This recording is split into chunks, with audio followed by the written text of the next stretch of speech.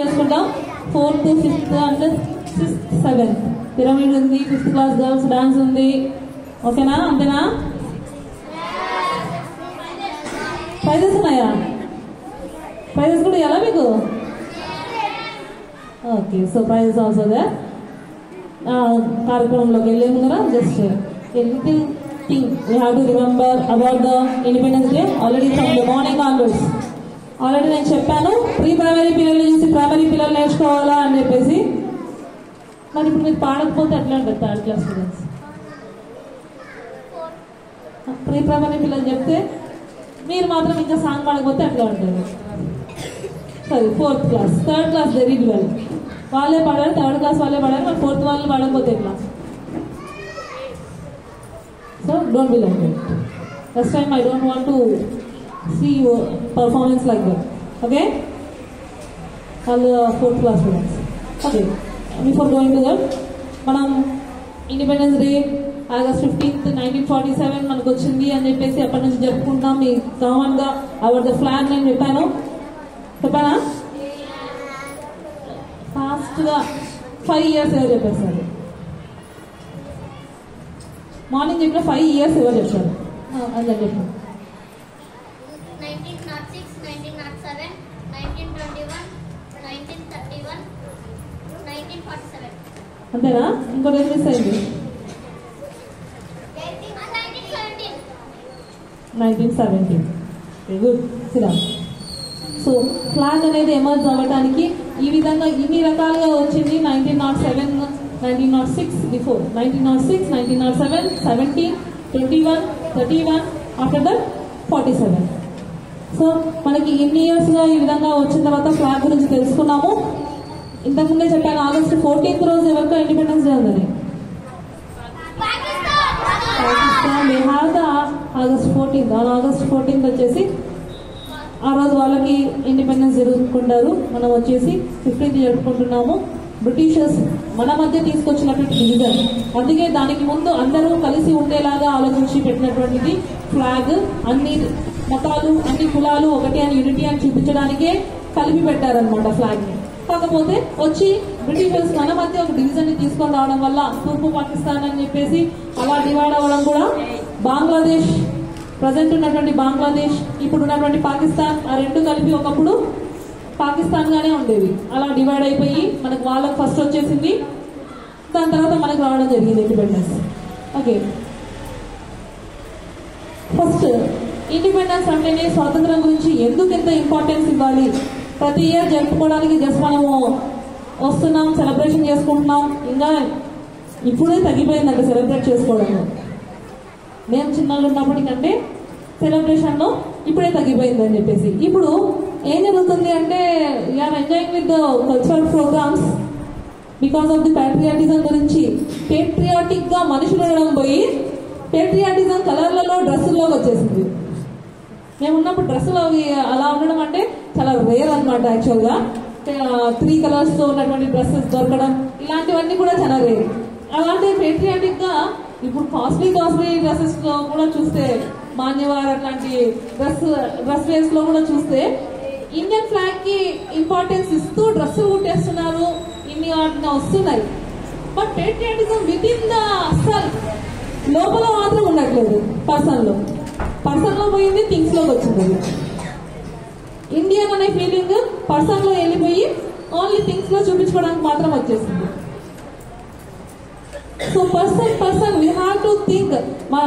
ఇంతకుముందు మనకు చెప్పిన వాళ్ళు చాలా మంది సాక్రిఫైస్ చేశారు అని చెప్పేసి. అల్లూరి సీతారామరాజు, ఝాన్సీ లక్ష్మీబాయి, చంద్రశేఖర్ ఆజాద్, సుభాష్ చంద్రబోస్, ఈ రోజు మనం చూసిన క్యారెక్టర్స్ అవునా.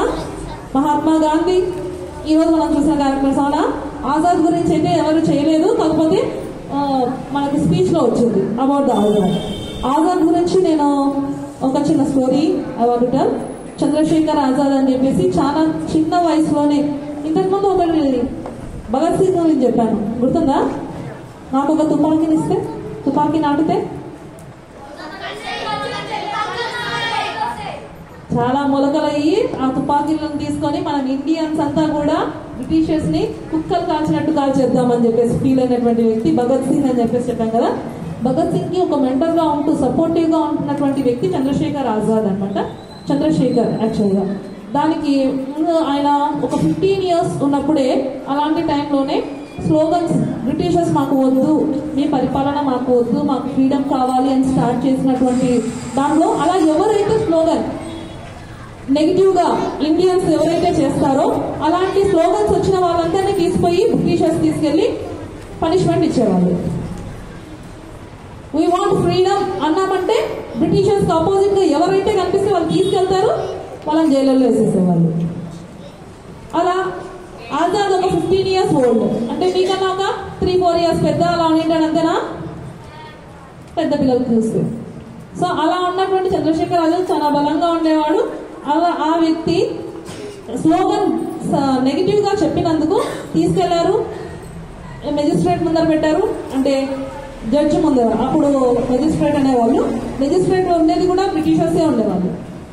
వాళ్ళ దగ్గర పోయి నిలబెట్టినప్పుడు అతని పేరు ఏంటి అని, యాక్చువల్గా అతని పేరు చంద్రశేఖర్ మాత్రమే, నీ పేరు ఏంటి అని అడిగారు. అంటే ఆయన చెప్పాడు ఆజాద్ అని. ఆజాద్ అంటే మీనింగ్ వచ్చేసి స్వతంత్రం.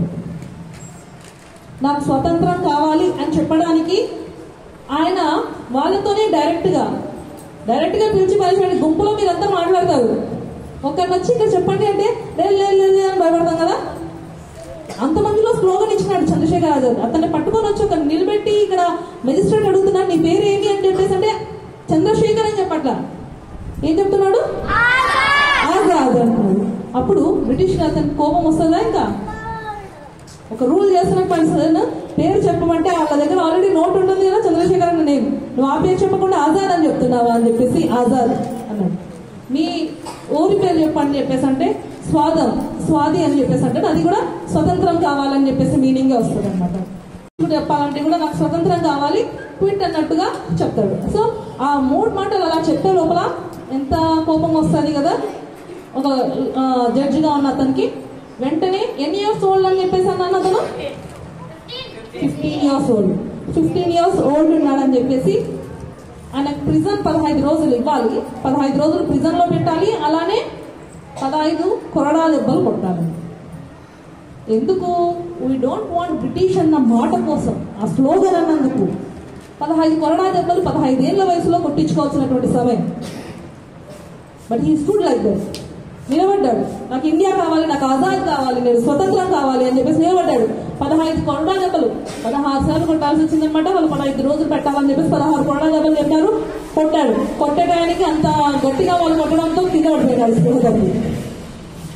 అంటే ఏ రేంజ్ లో కొట్టింటారు, మేము ఒక పొరపాటున స్టిక్కర్లా తగిలితేనే దానికి రెడ్గా అయిపోయిందని అంత ఫీల్ అయితే అట్లా ఉంటుంది. అట్లాంటిది కరోనాతోనే కొడితే 15 years బాయ్ అతను పడిపోయినాడు. స్పృహ తప్పి పడిపోయిన తర్వాత ఒక డెసిషన్ తీసుకున్నాడు ఆజాద్. వీళ్ళు దొరకడం వల్ల, అంతమంది స్లోగన్ చెప్పే దాంట్లో నేను దొరకడం వల్ల బ్రిటిషర్స్ కి ఇంత కఠినంగా శిక్షించారా? నాకు ఎటువంటి సిచ్యువేషన్ లో అయినా నేను ఇండిపెండెన్స్ కోసం నేను పోరాడే టైంలో ఎప్పుడైనా కూడా నేను ఈ బ్రిటిషర్స్ మాత్రం దొరకకూడదు అనుకున్నాడు అంట. అలా నేను తప్పించుకోవాలి, బ్రిటిషర్స్ చేతిలో మాత్రం నేను ఎప్పుడు ఇలాంటి చావు దెబ్బలు తినకూడదు అని చెప్పేసి డిసైడ్ అయినాడు.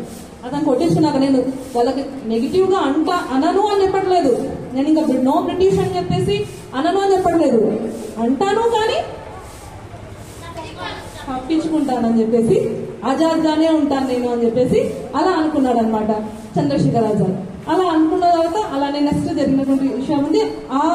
ఇంకో రోజు ఏం జరిగిందంటే ఆ చంద్రశేఖర్ ఆజాద్ వీళ్ళ టీం ఉంటుంది కదా, ఇంకా ఎవరైతే గ్రూప్ ఉంటారో అంటే అతివాదులు మితవాదులు అలా ఉండేవాళ్ళు.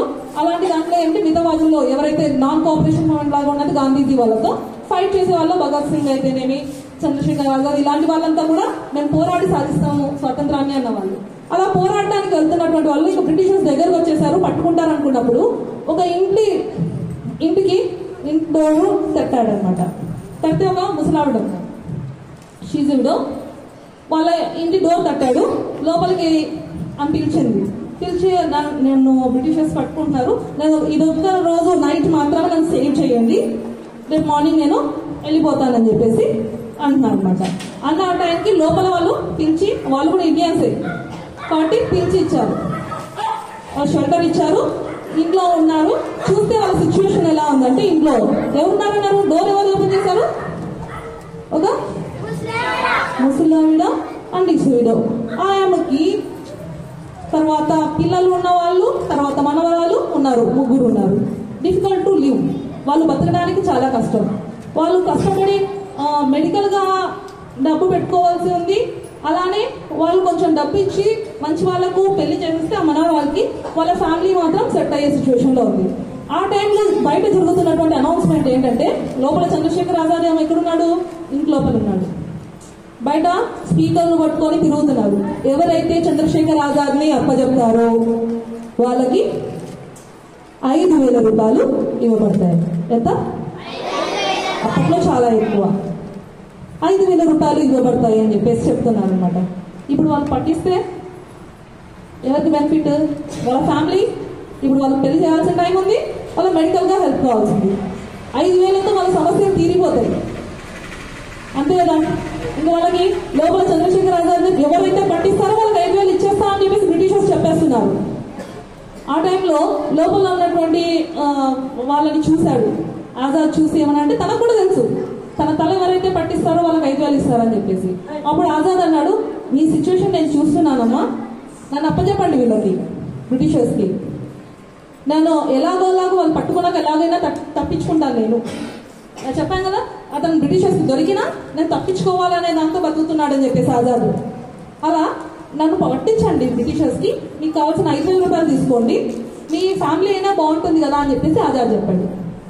చెప్తే అప్పుడు లోపల ఉన్నటువంటి వాళ్ళు ఏమన్నారంటే, నువ్వు మన దేశం కోసం, మన భూమి కోసం పోరాడుతున్నావు, మేము బాగుండాలి అని చెప్పేసి నువ్వు పోరాడుతుంటే మేము నిన్నెలా అప్పచెప్తాము అని చెప్పేసి వాళ్ళు ఆజాద్ని ఇవ్వడానికి వాళ్ళు ఇష్టపడలేదు. ఇంట్లో ఉన్నటువంటి వాళ్ళు. It's the greatness of that family. ఆ ఫ్యామిలీ ఇవ్వకపోవడం ఒక గ్రేట్నెస్. కానీ ఆజాద్ ఏం చేశాడు అంటే, ఎర్లీ మార్నింగ్ వీళ్ళు లేచి చూసే లోపల లేడు ఇంట్లో. కానీ ఒక లెటర్ రాసేసి, మా చెల్లికి పెళ్లి చేయండి, అలానే మీరు చూపించుకోండి అని తను 5,000 రూపాయలు అక్కడ పెట్టేసి, ఆయన నుంచి నన్ను సేవ్ చేసినందుకు చాలా థ్యాంక్స్, అలానే పెళ్లి బాగా జరగాలని చెప్పేసి కోరుకుంటున్నా అని చెప్పేసి అక్కడ లెటర్ రాసి వెళ్ళాడనమాట చంద్రశేఖర్ ఆజాద్. అంటే ఇప్పుడు ఆ family is a Indian, he is also an Indian. అక్కడ ఎవరో ఏమో తెలుసా సేవ్ చేయడానికి, కానీ అతను ఎలా భావించాడు? ఒక తల్లిలా, ఒక చెల్లిలా వాళ్ళని భావించి వాళ్ళకి కావాల్సినటువంటి హెల్ప్ ని చేసి వెళ్ళిపోయాడు. వీళ్ళు కూడా మా భూమి కోసం, మా యొక్క దేశం కోసం కాపాడుతున్నావు కదా మమ్మల్ని అని చెప్పేసి వీళ్ళు కూడా వాళ్ళ స్వార్థాన్ని కోరుకోకుండా అతన్ని అప్పచెప్పలేదు. 5,000 రూపాయలు అనేది అప్పట్లో ఎంతో ఎక్కువైనా కూడా వీళ్ళు అప్పచెప్పుకోలేదు. మా యొక్క పర్సనే, మా కోసం పోరాడుతున్న వ్యక్తి అని చెప్పేసి ఆజాద్ని భావించారు. ఆజాద్ కూడా వాళ్ళు నా భారతదేశంలో ఉన్నటువంటి తల్లి, చెల్లి అని చెప్పేసి అనుకున్నారు. ఇలా ఎవరో తెలియని వాళ్ళ కోసమే ఆజాద్ చేసినప్పుడు మన పక్కన ఉన్న ఫ్రెండ్స్ కోసం కూడా మనము అట్లీస్ట్ హెల్ప్ చేసే వాళ్ళగా ఉండాలి. మనం ఎంతో డబ్బులు ఇవ్వాల్సిన అవసరం లేదు. What ever they want the help, మనం ఆ ఫ్రెండ్లీ నేచర్ ని పక్కన వాళ్ళతో మనం వాటిని చూపించగలిగే వాళ్ళలాగా ఉండాలి. అనదర్ థింగ్, లాస్ట్ ఏమైందంటే ఆజాద్ ఇలానే వీళ్ళతో పోరాడుతూ ఉన్నప్పుడు భగత్ సింగ్ గురించి చెప్పానా? ఆ భగత్ సింగ్ ని పట్టేసుకున్నారు. ఇంకా ఉరి తీయాల్సి ఉంది బ్రిటిషర్స్. భగత్ సింగ్ ని అంటే అప్పుడులో వాళ్ళు దొరికారంటే ఏం చేసేస్తారంటే ఉరి తీసి చంపేస్తారు, లేదంటే కొరడా దెబ్బలు ఇలాంటివి ఎన్నైనా ఇలాంటివన్నీ చేసి చంపేసేవాళ్ళు. భగత్ సింగ్ ఏమో లోపల ఉరి వేయడానికి రేపు నైట్ ఉరి వేస్తున్నారు అని చెప్పేసి తెలిసి వీళ్ళు దానికి ముందు రోజంతా చంద్రశేఖర్ ఆజాద్ కూడా ఒక టీం ఉంటుంది కదా, ఆ టీం వాళ్ళందరినీ పెట్టుకొని గ్యాంగ్ వీకంటెంట్లు ఉంటారు, వాళ్ళకు ఒక ఆజాద్ ఉన్న గ్యాంగ్ తో మీటింగ్ వేసుకున్నారు అనమాట. మనం ఎట్లయినా భగత్ సింగ్ కోర్టులో నుంచి అక్కడ నుంచి తప్పించాలి అని చెప్పేసి అనుకుంటే, అక్కడ రివర్స్ లో ఏం జరిగిందంటే బ్రిటిషర్స్ వీళ్ళు ఈ ప్లేస్ లో ఉన్నారని చెప్పేసి ఆజాద్ అండ్ గ్యాంగ్ అంతా అక్కడ ఉన్నారని చెప్పేసి వాళ్ళకు తెలిసింది. సో బ్రిటిషర్స్ ఇక్కడ చుట్టుముట్టారు ఆజాద్. ఆజాద్ తనతో ఉన్నటువంటి అనుచరులందరినీ కూడా చుట్టుముట్టినప్పుడు వాళ్ళ దగ్గర ఏముంటాయి? గన్స్ ఉంటాయి కదా, మనకన్నా కొంచెం ఎక్కువగా పవర్ఫుల్ వెపన్స్ ఉన్నాయి వాళ్ళ దగ్గర.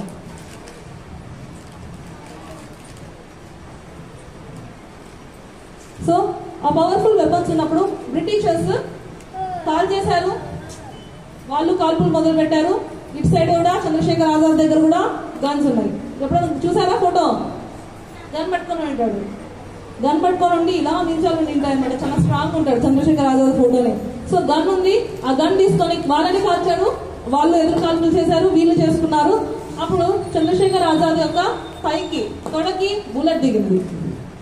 ఎక్కడైనా తప్పించుకోగలరా? ఇంకా ఇప్పుడున్న గ్రాఫిక్ సినిమాలో తప్పించుకుంటారు, కానీ అప్పుడున్న రియాలిటీ ప్రకారంగా ఎవరు తప్పించుకోరు. సో అలా బుల్లెట్ తగిలిన తర్వాత తను ఎక్కడికి ఇక పోలేకపోతున్నాడు. తను ఏమని డిసైడ్ చేసుకున్నాడు 15 years లో దెబ్బలు కొట్టించుకున్నప్పుడు? తప్పించుకోవాలి కానీ వాళ్ళ చేతిలో నేను దొరకకూడదు, చావకూడదు అనుకున్నాడు. వాళ్ళ చేతిలో నేను చావు దెబ్బలు తినకూడదు. సో బుల్లెట్ అయితే కాలికి తగిలింది. ఇంకా తనకు డెసిషన్ తెలిసిపోతుంది. భగత్ సింగ్ ని పట్టేసుకున్నారు. ఇంకా ఉరి తీయాల్సి ఉంది బ్రిటిషర్స్. భగత్ సింగ్ ని అంటే అప్పుడులో వాళ్ళు దొరికారంటే ఏం చేసేస్తారంటే ఉరి తీసి చంపేస్తారు, లేదంటే కొరడా దెబ్బలు ఇలాంటివి ఎన్నైనా ఇలాంటివన్నీ చేసి చంపేసేవాళ్ళు. భగత్ సింగ్ ఏమో లోపల ఉరి వేయడానికి రేపు నైట్ ఉరి వేస్తున్నారు అని చెప్పేసి తెలిసి వీళ్ళు దానికి ముందు రోజంతా చంద్రశేఖర్ ఆజాద్ కూడా ఒక టీం ఉంటుంది కదా, ఆ టీం వాళ్ళందరినీ పెట్టుకొని గ్యాంగ్ మీ కంటెంట్లు ఉంటారు, వాళ్ళకు ఒక ఆజాద్ ఉన్న గ్యాంగ్ తో మీటింగ్ వేసుకున్నారు అనమాట. మనం ఎట్లయినా భగత్ సింగ్ ని ఆ కోటలో నుంచి అక్కడ వచ్చి తప్పించాలి అని చెప్పేసి అనుకుంటే అక్కడ రివర్స్ లో ఏం జరిగిందంటే బ్రిటిషర్స్ వీళ్ళు ఈ ప్లేస్ లో ఉన్నారని చెప్పేసి ఆజాద్ అండ్ గ్యాంగ్ అంతా అక్కడ ఉన్నారని చెప్పేసి వాళ్ళకు తెలిసింది. సో బ్రిటిషర్స్ ఇక్కడ చుట్టుముట్టారు ఆజాద్ తనతో ఉన్నటువంటి అనుచరులందరినీ కూడా చుట్టుముట్టినప్పుడు వాళ్ళ దగ్గర ఏముంటాయి? గన్స్ ఉంటాయి కదా, మనకన్నా కొంచెం ఎక్కువగా పవర్ఫుల్ వెపన్స్ ఉన్నాయి వాళ్ళ దగ్గర.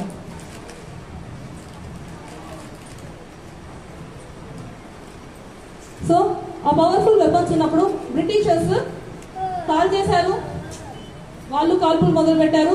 ఇటు సైడ్ కూడా చంద్రశేఖర్ ఆజాద్ దగ్గర కూడా గన్స్ ఉన్నాయి. ఎప్పుడైనా చూసారా ఫోటో?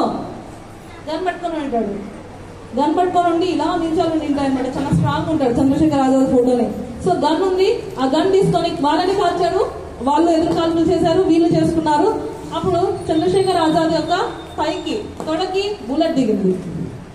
ఎక్కడైనా తప్పించుకోగలరా? ఇంకా ఇప్పుడున్న గ్రాఫిక్ సినిమాలో తప్పించుకుంటారు, కానీ అప్పుడున్న రియాలిటీ ప్రకారంగా ఎవరు తప్పించుకోరు. సో అలా బుల్లెట్ తగిలిన తర్వాత తను ఎక్కడికి ఇక పోలేకపోతున్నాడు. తను ఏమని డిసైడ్ చేసుకున్నాడు 15 years లో దెబ్బలు కొట్టించుకున్నప్పుడు? తప్పించుకోవాలి కానీ వాళ్ళ చేతిలో నేను దొరకకూడదు, చావకూడదు అనుకున్నాడు.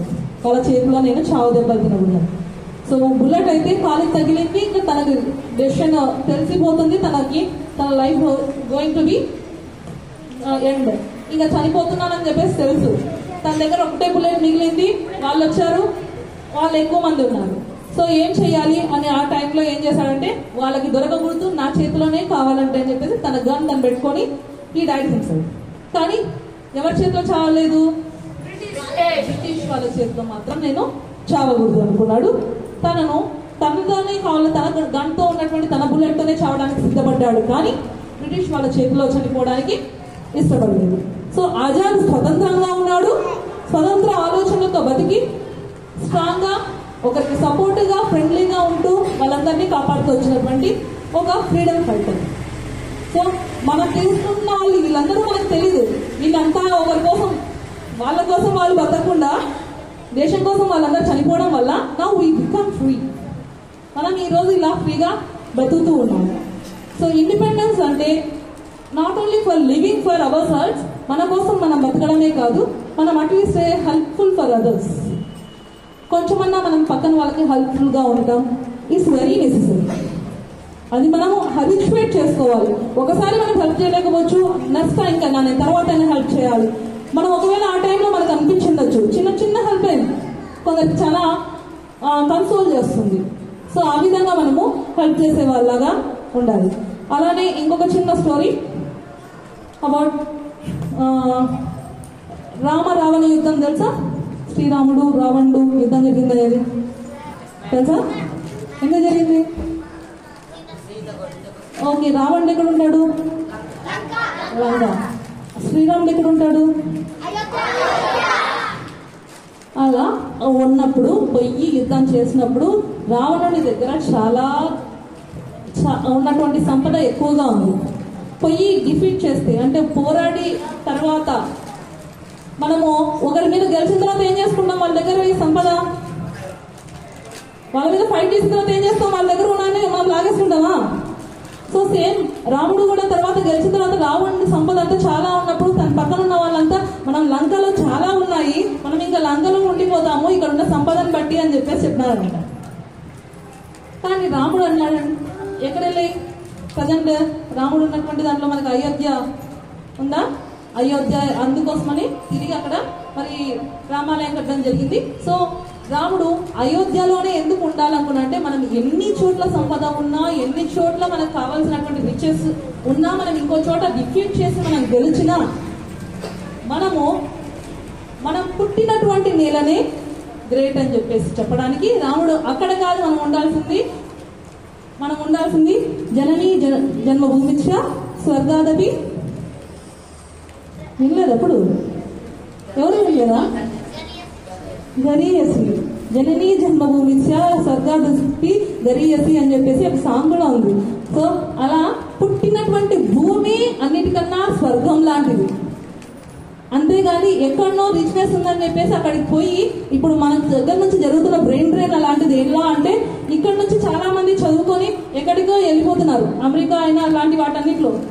కానీ పుట్టినటువంటి నేలని మర్చిపోతే ఇట్స్ నాట్ గుడ్. ఇక్కడ కాదు, కనీసం అంతెందుకో కొందరు మనమైనా కూడా ఒక విలేజ్ నుంచి వచ్చి కర్నూలులో బతుకుతున్నటువంటి వాళ్ళు కొందరు ఉన్నారు. కానీ కర్నూలుకి వచ్చాక మనం పుట్టిన విలేజ్ని మనం మర్చిపోతే మంచిదేనా? కానీ కొందరు ఉన్నారు, హెల్ప్ చేస్తూనే ఉంటారనమాట. ఇంకా ఉన్నటువంటి ఆ ఊర్లలో మేము అక్కడ పుట్టాం కదా అని చెప్పేసి ఆ ఊరి మీద ఉన్నటువంటి అభిమానంతో హెల్ప్ చేస్తున్నటువంటి వాళ్ళు ఉన్నారనమాట. సో పుట్టినటువంటి భూమికి, అందుకోసమే ఇంకో చోట ఉంది, పుణ్యభూమి నా దేశం అని చెప్పేసి అది ఒక సాంగ్ ఉంది. సో మనము పుట్టినటువంటి భూమి అంత గ్రేట్, దానికి మనము లాయల్గా ఉండాలి, దాన్ని మనం స్వర్గంతో ఫీల్ అవ్వాలి. ఇదే మనం ఉన్నటువంటి ప్లేసే ఇట్స్ ఏ హెవెన్. ఇక్కడ నుంచి ఎంత దూరం వెళ్ళినా మనం తిరిగి ఆ ప్లేస్ని మనం ఎప్పుడైనా హై చేయాలి, కానీ పోయి ఇండియాలో ఏముంది అన్నట్టుగా కాదు.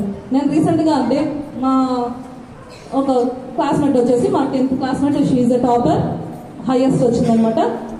అమెరికాలో ఉంటుంది, సాఫ్ట్వేర్ అయిపోయి.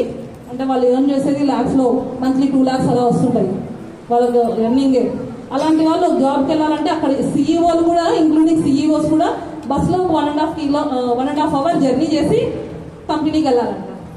అక్కడ పెట్టాలంటే అంత కాస్ట్ ఉండడం వల్ల లివింగ్ అక్కడ ఎలా ఉంటుందంటే మోస్ట్లీ అక్కడ ఎవరి పనులు వాళ్ళే చేసుకోవాలి.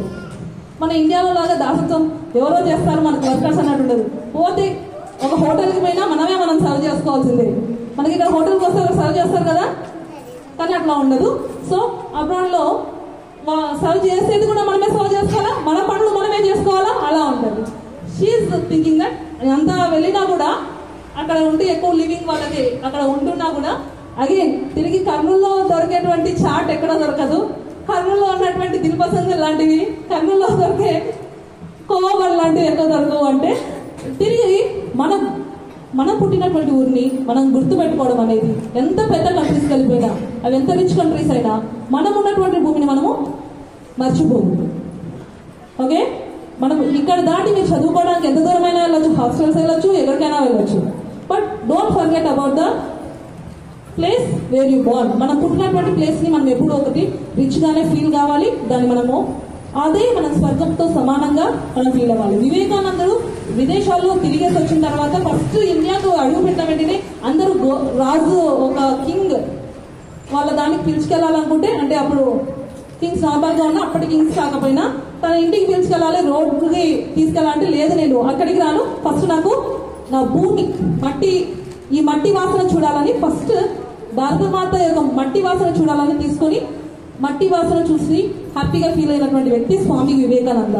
చాలా చోట్ల ఆయన స్పీచెస్ కావాలని ఎక్కువగా తీసుకునేటువంటి వాళ్ళు స్వామి వివేకానంద గురించి. సో ఇంత great people, they are feeling that India is great. మళ్ళీ ఇండియాలో బతుకుతున్న మన ఇండియన్ గ్రేట్ గా ఫీల్ అవుతున్నామా? మన బిల్డింగ్స్ లో అంటున్నా మనమే గ్రేట్ గా ఫీల్ అవ్వాలా లేదా? మన ఏరియాని బట్టి మనం గ్రేట్ గా ఫీల్ అవ్వాలా లేదా? ఇక్కడ నుంచి నాలెడ్జ్ పీపుల్ మనమే బయటికి వెళ్ళి ఇంకో చోటికి నాలెడ్జ్ ఇస్తున్నాము, ఇవ్వడానికి మనం రెడీగా ఉండాలి. మన నాలెడ్జ్ ఇక్కడ నుంచి వచ్చారని తెలుసుకోవాలి. చూసుకొని ఇంకొకరు హ్యాపీగా ఫీల్ అవ్వాలి. సేమ్ థింగ్ ఇక్కడ నుంచి సన్ రైజ్ స్కూల్ నుంచి మాస్టర్ మైండ్స్, ఫ్యూచర్ లీడర్స్ అలాంటి వాళ్ళందరూ కూడా ఇక్కడ నుంచి వెళ్ళారని మేము కూడా హ్యాపీగా ఫీల్ అవ్వాలి. So you have to build like that. ఇక్కడ నుంచి ఏ ప్లేస్ కి వెళ్ళినా కూడా you have to think about the here. ఇక్కడ గురించి ఆలోచించాలి, మర్చిపోకూడదు. So remember about the Azad. Azad గురించి చెప్పాను, గుర్తుందా? 8,000 రూపాయల కోసం ఆయనని. So like that. అండ్ మళ్ళీ ఎలా చనిపోయాడు ఆయన? తన ఓన్గా కాలేజ్ ఎత్తాడు కానీ బ్రిటిషర్స్ చేతిలో దొరకలేదు. సో ఇలాంటి గ్రేట్ ఫ్రీడమ్ ఫైటర్స్ ఎవరైతే మనకు ఫ్రీడమ్ ఇచ్చారో ఇలాంటి వాళ్ళని గుర్తు పెట్టుకుంటూ మనము మన ఫ్రీడమ్ ని మనం అనుభవిస్తూ, మనకున్నటువంటి మన భూమిని మనం గౌరవిస్తూ, మనకి ఇంకా కూడా దీనిని లాయల్ గా మన భూమికి ఉంటూ ఇంకా మేలు చేస్తూ, మన ఫ్రెండ్స్ తో అయితేనేమి మన పేరెంట్స్ తో అయితేనేమి లాయల్ గా ఉంటూ మనం ముందుకు వెళ్ళాలి. So make the independence as a రెస్పాన్సిబిలిటీగా ఫీల్ అవుతూ ఇండిపెండెన్స్ డే, ఈ ఇండిపెండెన్స్ డేని ఇంకా హ్యాపీగా ఎంజాయ్ చేయాలని చెప్పేసి కోరుకుంటూ once again Jai Hind, Jai Bharat. Next song performance by. అంటే అప్పుడులో వాళ్ళు దొరికారంటే ఏం చేసేస్తారంటే ఉరి తీసి చంపేస్తారు, లేదంటే కొరడా దెబ్బలు ఇలాంటివి ఎన్నైనా ఇలాంటివన్నీ చేసి చంపేసేవాళ్ళు. భగత్ సింగ్ ఏమో లోపల ఉరి వేయడానికి రేపు నైట్ ఉరి వేస్తున్నారు అని చెప్పేసి తెలిసి వీళ్ళు దానికి ముందు రోజంతా చంద్రశేఖర్ ఆజాద్ కూడా ఒక టీం ఉంటుంది కదా, ఆ టీం వాళ్ళందరినీ పెట్టుకొని గ్యాంగ్ మీ కంటెంట్లు ఉంటారు, వాళ్ళకు ఒక ఆజాద్ ఉన్న గ్యాంగ్ తో మీటింగ్ వేసుకున్నారు అనమాట. మనం ఎట్లయినా భగత్ సింగ్ కోర్టులో నుంచి అక్కడ వచ్చి తప్పించాలి అని చెప్పేసి అనుకుంటే అక్కడ రివర్స్ లో ఏం జరిగిందంటే బ్రిటిషర్స్ వీళ్ళు ఈ ప్లేస్ లో ఉన్నారని చెప్పేసి ఆజాద్ అండ్ గ్యాంగ్ అంతా అక్కడ ఉన్నారని చెప్పేసి వాళ్ళకు తెలిసింది. సో బ్రిటిషర్స్ ఇక్కడ చుట్టుముట్టారు ఆజాద్. ఆజాద్ తనతో ఉన్నటువంటి అనుచరులందరినీ కూడా చుట్టుముట్టినప్పుడు వాళ్ళ దగ్గర ఏముంటాయి? గన్స్ ఉంటాయి కదా, మనకన్నా కొంచెం ఎక్కువగా పవర్ఫుల్ వెపన్స్ ఉన్నాయి వాళ్ళ దగ్గర.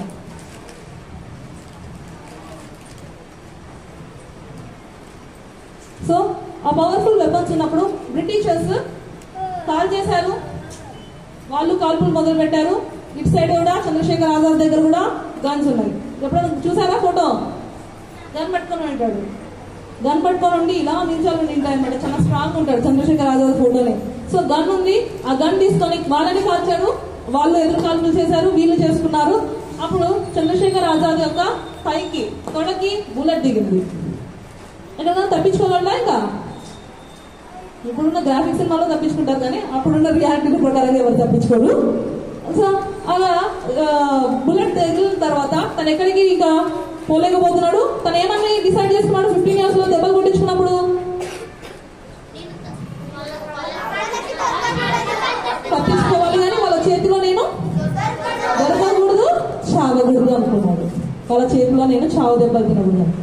సో బుల్లెట్ అయితే కాలికి తగిలింది, ఇంకా తనకి డెసిషన్ తెలిసిపోతుంది, తన life going to be end, ఇంకా చనిపోతున్నానని చెప్పేసి తెలుసు. తన దగ్గర ఒకటే బుల్లెట్ మిగిలింది. వాళ్ళు వచ్చారు, వాళ్ళు ఎక్కువ మంది ఉన్నారు. సో ఏం చెయ్యాలి అని ఆ టైంలో ఏం చేశాడంటే వాళ్ళకి దొరకకూడదు, నా చేతిలోనే కావాలంటే అని చెప్పేసి తన గన్ తను పెట్టుకొని ఈ డైడ్ హింసైడ్. కానీ ఎవరి చేతిలో చావలేదు? బ్రిటిష్ వాళ్ళ చేతిలో మాత్రం నేను చావకూడదు అనుకున్నాడు. తనతోనే కావాలి, తన గన్తో ఉన్నటువంటి తన బుల్లెట్ తోనే చావడానికి సిద్ధపడ్డాడు. కానీ బ్రిటిష్ వాళ్ళ చేతిలో చనిపోవడానికి ఇష్టపడలేదు. సో ఆజాద్ స్వతంత్రంగా ఉన్నాడు, స్వతంత్ర ఆలోచనలతో బతికి స్ట్రాంగ్ గా ఒకరికి సపోర్ట్ గా ఫ్రెండ్లీగా ఉంటూ వాళ్ళందరినీ కాపాడుతూ వచ్చినటువంటి ఒక ఫ్రీడమ్ ఫైటర్. సో మనం తెలుసుకున్న వాళ్ళు వీళ్ళందరూ మనకు తెలియదు. వీళ్ళంతా ఒకరి కోసం వాళ్ళ కోసం వాళ్ళు బతకకుండా దేశం కోసం వాళ్ళందరూ చనిపోవడం వల్ల నౌ వీ బికమ్ ఫ్రీ. మనం ఈరోజు ఇలా ఫ్రీగా బ్రతుకుతూ ఉన్నాము. సో ఇండిపెండెన్స్ అంటే not only for living for our selfs, మన కోసం మనం బతకడమే కాదు, మనం అట్లీస్ట్ హెల్ప్ఫుల్ ఫర్ అదర్స్. కొంచెమన్నా మనం పక్కన వాళ్ళకి హెల్ప్ఫుల్ గా ఉంటాం ఈస్ వెరీ నెసెసరీ. అది మనము హ్యాబిచువేట్ చేసుకోవాలి. ఒకసారి మనం హెల్ప్ చేయలేకపోవచ్చు, నెక్స్ట్ టైం ఇంకా నేను తర్వాత హెల్ప్ చేయాలి. మనం ఒకవేళ ఆ టైంలో మనకు అనిపించిండొచ్చు, చిన్న హెల్ప్ అయింది కొందరికి చాలా కన్సోల్ చేస్తుంది. సో ఆ విధంగా మనము హెల్ప్ చేసే వాళ్ళగా ఉండాలి. అలానే ఇంకొక చిన్న స్టోరీ అబౌట్ రామ రావణ యుద్ధం తెలుసా? శ్రీరాముడు రావణుడు యుద్ధం జరిగింది అది తెలుసా? ఎందుకు జరిగింది? ఓకే, రావణుడు ఎక్కడ ఉంటాడు? లంక. శ్రీరాముడు ఎక్కడ ఉంటాడు? అలా ఉన్నప్పుడు పోయి యుద్ధం చేసినప్పుడు రావణుడి దగ్గర చాలా ఉన్నటువంటి సంపద ఎక్కువగా ఉంది. పోయి డిఫీట్ చేస్తే అంటే పోరాడి తర్వాత మనము ఒకరి మీద గెలిచిన తర్వాత ఏం చేసుకుంటాం? వాళ్ళ దగ్గర ఈ సంపద, వాళ్ళ మీద ఫైట్ చేసిన తర్వాత ఏం చేస్తాం? వాళ్ళ దగ్గర ఉన్నాయని మనం లాగేసుకుంటామా? సో సేమ్ రాముడు కూడా తర్వాత గెలిచిన తర్వాత రావణుడి సంపద అంతా చాలా ఉన్నప్పుడు తన పక్కన ఉన్న వాళ్ళంతా మనం లంకలో చాలా ఉన్నాయి, మనం ఇంకా లంకలో ఉండిపోతాము ఇక్కడ ఉన్న సంపదను బట్టి అని చెప్పేసి చెప్పినారనమాట. కానీ రాముడు అన్నాడు, ఎక్కడ వెళ్ళి ప్రజెంట్ రాముడు ఉన్నటువంటి దాంట్లో మనకి అయోధ్య ఉందా? అయోధ్య, అందుకోసమని తిరిగి అక్కడ మరి రామాలయం కట్టడం జరిగింది. సో రాముడు అయోధ్యలోనే ఎందుకు ఉండాలనుకున్నా అంటే మనం ఎన్ని చోట్ల సంపద ఉన్నా, ఎన్ని చోట్ల మనకు కావాల్సినటువంటి రిచెస్ ఉన్నా, మనం ఇంకో చోట డిఫీట్ చేసి మనం గెలిచినా మనం పుట్టినటువంటి నేలనే గ్రేట్ అని చెప్పేసి చెప్పడానికి రాముడు అక్కడ కాదు మనం ఉండాల్సింది జననీ జన్మభూమిచ్చ స్వర్గాదపి. వినలేదు అప్పుడు? ఎవరు వినలేదా? గరీయసి, జననీ జన్మభూమిచ్చ స్వర్గాదపి గరీయసి అని చెప్పేసి ఒక సాంగ్ కూడా ఉంది. సో అలా పుట్టినటువంటి భూమి అన్నిటికన్నా స్వర్గం లాంటిది.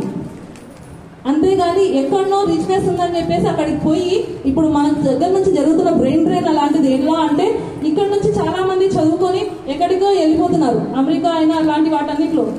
కానీ పుట్టినటువంటి నేలని మర్చిపోతే ఇట్స్ నాట్ గుడ్. ఇక్కడ కాదు, కనీసం అంతేందుకో కొందరు మనమైనా కూడా ఒక విలేజ్ నుంచి వచ్చి కర్నూలులో బతుకుతున్నటువంటి వాళ్ళు కొందరు ఉన్నారు. కానీ కర్నూలుకి వచ్చాక మనం పుట్టిన విలేజ్ని మనం మర్చిపోతే మంచిదేనా? కానీ కొందరు ఉన్నారు, హెల్ప్ చేస్తూనే ఉంటారనమాట. ఇంకా ఉన్నటువంటి ఆ ఊర్లలో మేము అక్కడ పుట్టాం కదా అని చెప్పేసి ఆ ఊరి మీద ఉన్నటువంటి అభిమానంతో హెల్ప్ చేస్తున్నటువంటి వాళ్ళు ఉన్నారనమాట. సో పుట్టినటువంటి భూమికి, అందుకోసమే ఇంకో చోట ఉంది పుణ్యభూమి నా దేశం అని చెప్పేసి అది ఒక సాంగ్ ఉంది. సో మనము పుట్టినటువంటి భూమి అంత గ్రేట్, దానికి మనము లాయల్గా ఉండాలి, దాన్ని మనం స్వర్గంతో ఫీల్ అవ్వాలి. ఇదే మనం ఉన్నటువంటి ప్లేసే ఇట్స్ ఏ హెవెన్. ఇక్కడ నుంచి ఎంత దూరం వెళ్ళినా మనం తిరిగి ఆ ప్లేస్ని మనం ఎప్పుడైనా హై చేయాలి, కానీ పోయి ఇండియాలో ఏముంది అన్నట్టుగా కాదు. నేను రీసెంట్గా అంటే మా ఒక క్లాస్మేట్ వచ్చేసి మా 10th classmate, she is the topper, highest వచ్చిందనమాట. అమెరికాలో ఉంటుంది, సాఫ్ట్వేర్ అయిపోయి. అంటే వాళ్ళు ఎర్న్ చేసేది ల్యాక్స్లో, మంత్లీ 2 lakhs అలా వస్తుంటాయి వాళ్ళకి ఎర్నింగే. అలాంటి వాళ్ళు జాబ్కి వెళ్ళాలంటే అక్కడ సీఈఓలు కూడా, ఇంక్లూడింగ్ సీఈఓస్ కూడా బస్సులో 1.5 hour జర్నీ చేసి కంపెనీకి వెళ్ళాలంట. అక్కడ పెట్టాలంటే అంత కాస్ట్ ఉండడం వల్ల లివింగ్ అక్కడ ఎలా ఉంటుందంటే మోస్ట్లీ అక్కడ ఎవరి పనులు వాళ్ళే చేసుకోవాలి. మన ఇండియాలో లాగా దాసత్వం ఎవరో చేస్తారు, మనకు వర్కర్స్ అన్నట్టు ఉండదు. పోతే ఒక హోటల్కి పోయినా మనం సర్వ్ చేసుకోవాల్సిందే. మనకి ఇక్కడ హోటల్కి వస్తే సర్వ్ చేస్తారు కదా, కానీ అట్లా ఉండదు. సో అబ్రాడ్లో సర్వ్ చేసేది కూడా మనమే సర్వ్ చేసుకోవాలా, మన పనులు మనమే చేసుకోవాలా, అలా ఉంటుంది. షీఈస్ థింకింగ్ దట్ అంతా వెళ్ళినా కూడా అక్కడ ఉంటే ఎక్కువ లివింగ్ వాళ్ళకి అక్కడ ఉంటున్నా కూడా అగైన్ తిరిగి కర్నూలులో దొరికేటువంటి చాట్ ఎక్కడ దొరకదు, కర్నూలులో ఉన్నటువంటి దిల్పసంగల్ లాంటివి, కర్నూలులో దొరికే కోవబల్ లాంటివి ఎక్కడ దొరకవు. అంటే తిరిగి మనం పుట్టినటువంటి ఊరిని మనం గుర్తుపెట్టుకోవడం అనేది, ఎంత పెద్ద కంట్రీస్కి వెళ్ళిపోయినా, అవి ఎంత రిచ్ కంట్రీస్ అయినా, మనం ఉన్నటువంటి భూమిని మనము మర్చిపోకూడదు.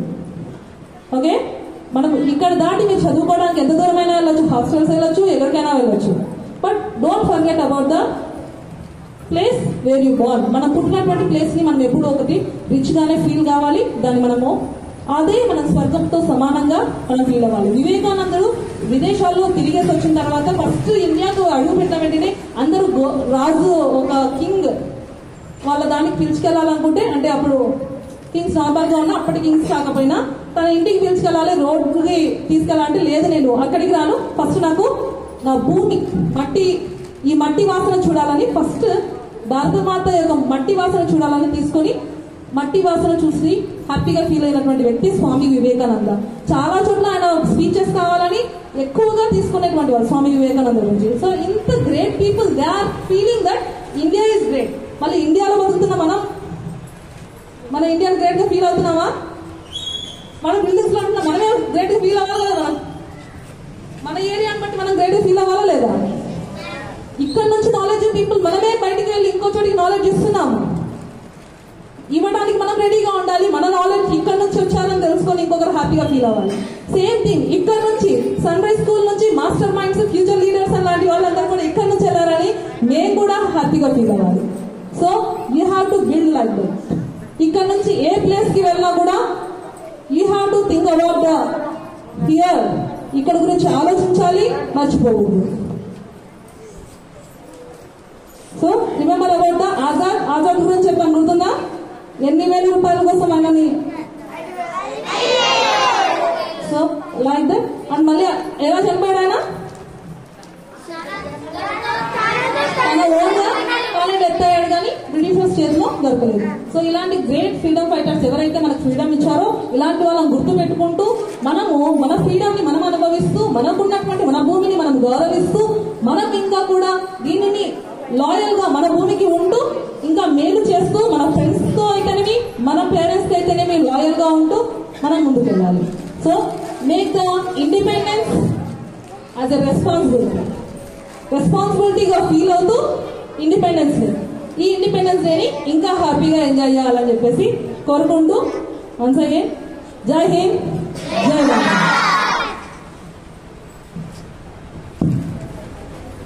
Next song performance bye.